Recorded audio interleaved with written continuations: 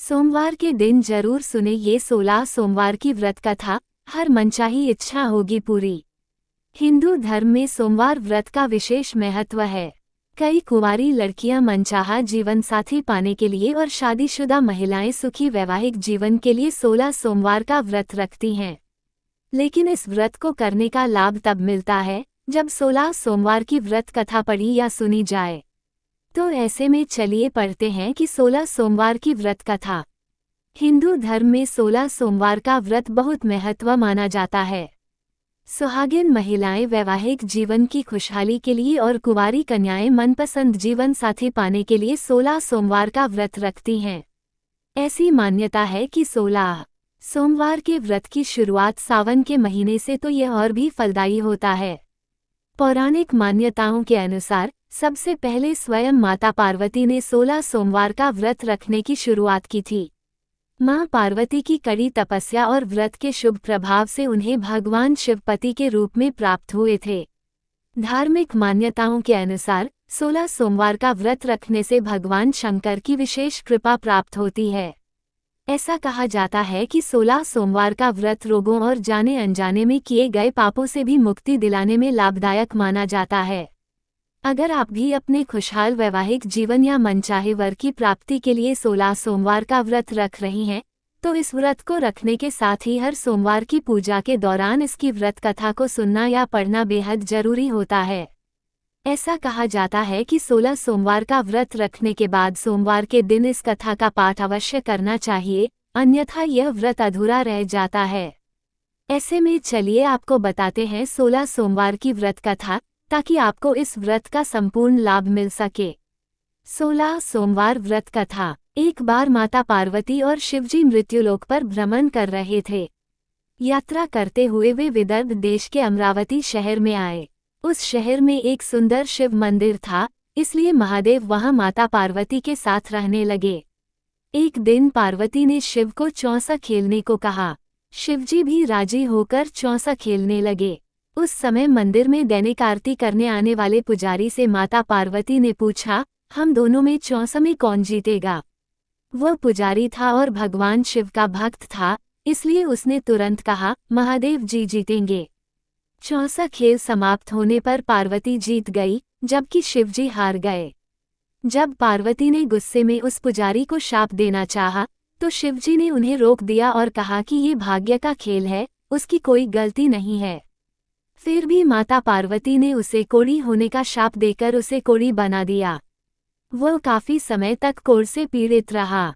उस मंदिर में एक अप्सरा एक दिन शिवजी की पूजा करने आई, तो उसने पुजारी के कोढ़ को देखा।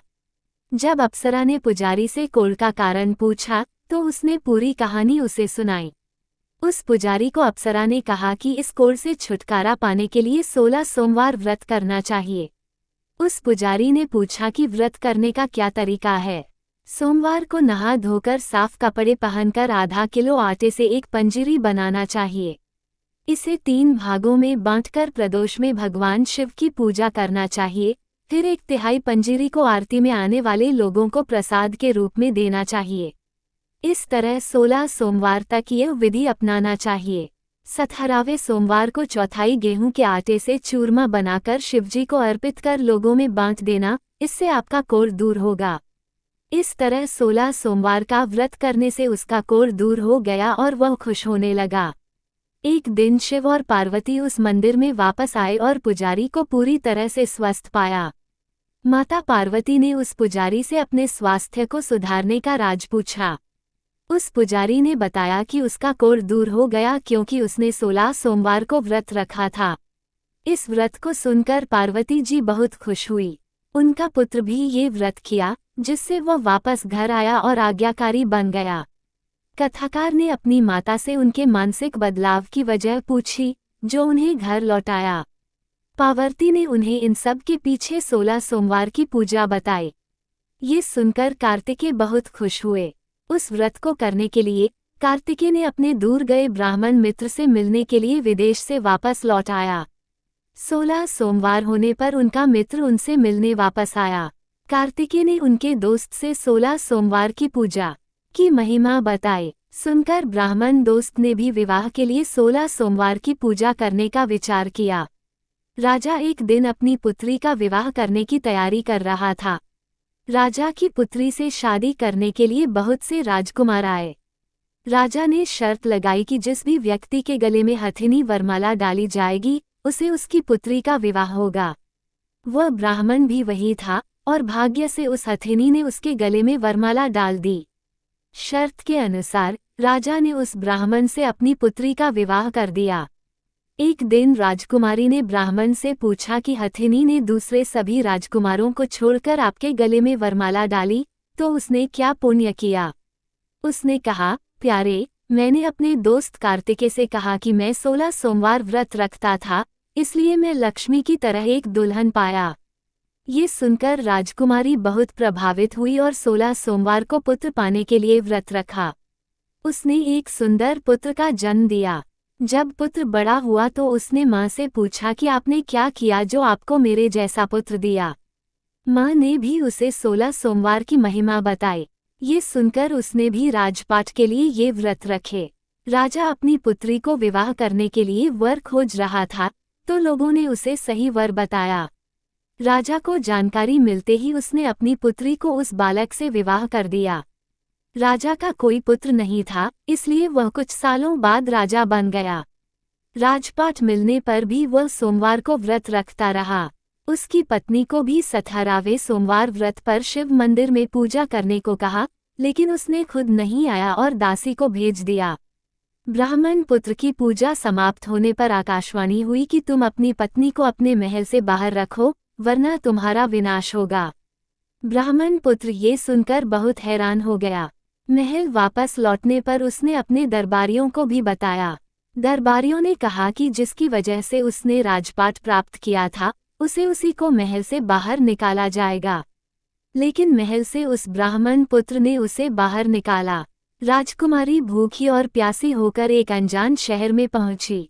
एक बूढ़ी महिला वहां धागा बेचने बाजार जा रही थी। उसने राजकुमारी को देखा और उसे व्यापार में मदद करने को कहा। राजकुमारी ने भी सिर पर एक टोकरी रखी। वो कुछ दूरी पर चलने के बाद एक तूफान से उड़कर चली गई। अब बुढ़िया रोने लगी और राजकुमारी को मूर्ख समझकर चले जाने को कहा। तब वो एक तेली के घर गई, जहां सब तेल के घड़े फूट गए और तेल बहने लगा।